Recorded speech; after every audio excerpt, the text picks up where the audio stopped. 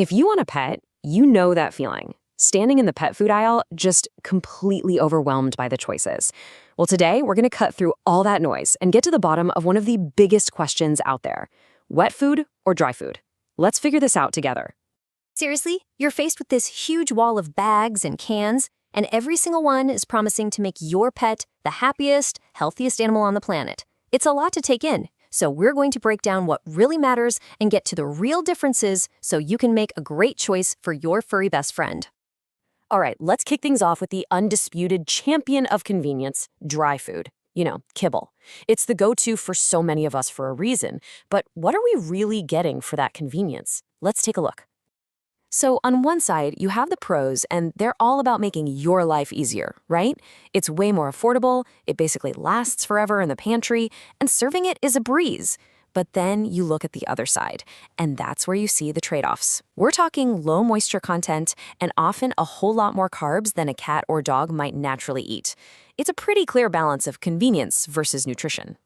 Now, you've probably heard the old line that dry food is good for your pet's teeth, and that's kinda true. Sometimes.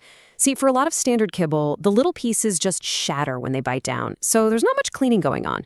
But some special dental diets are actually designed with a larger, more fibrous kibble that doesn't shatter. It forces them to chew, creating a scraping action that can really help reduce tartar.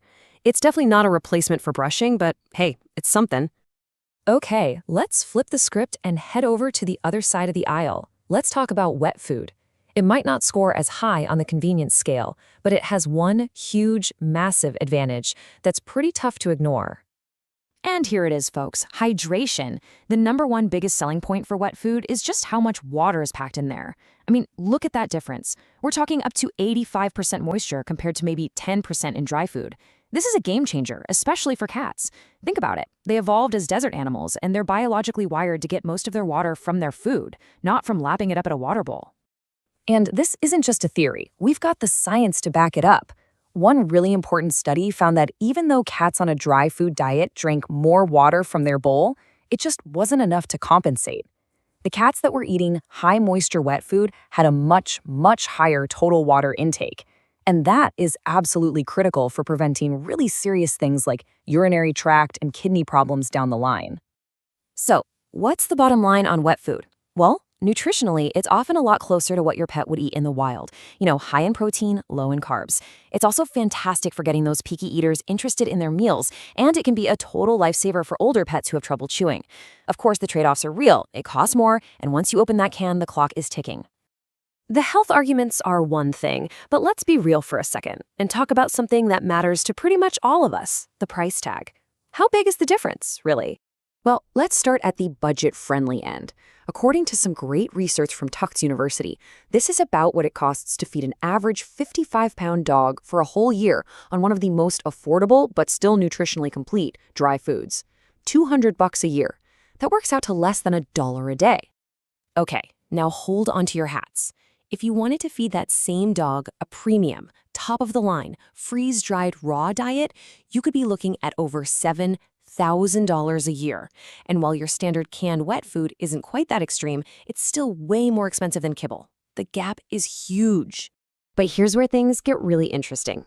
This quote from a veterinarian nutritionist at Tufts is honestly a total game changer. It says that for your average healthy pet, there's very little scientific proof that a super expensive food is automatically better. The takeaway? A higher price tag does not guarantee a healthier pet. You can find great nutritious food at almost any price point. So where does all this leave us? We've got dry food with its pros, wet food with its pros, and no clear winner for every single pet. So is there another way? You bet there is. And for a lot of people, it's the perfect answer. It's called mixed feeding, and it's kind of a brilliant compromise, don't you think? You get all those amazing hydration and high-protein benefits from the wet food, but you use the dry food to keep your costs down and make life a little more convenient. Plus, for picky eaters, that extra variety can be a total win. Now, if you're thinking about trying this, just remember the golden rule. Go slow. Any sudden change in diet can upset your pet's stomach, so just start by swapping a little bit of their old food for the new stuff, and then gradually increase that amount over a week or so. And, as always, the best first move you can make is just a quick chat with your vet. So, in the end, this whole wet versus dry debate doesn't really have a single champion. The absolute best diet is the one that's right for your pet individually. It all comes down to their specific health needs, what works for your budget and lifestyle, and of course, what your vet thinks is best. So, the real lesson here is to look past the flashy bags, the fancy ingredients you can't pronounce, and all the marketing hype. The goal is to focus on good, quality nutrition and what your individual pet actually needs to thrive. And that brings us to the final and maybe the most important question of all. Are you feeding your pet, or are you just feeding the marketing?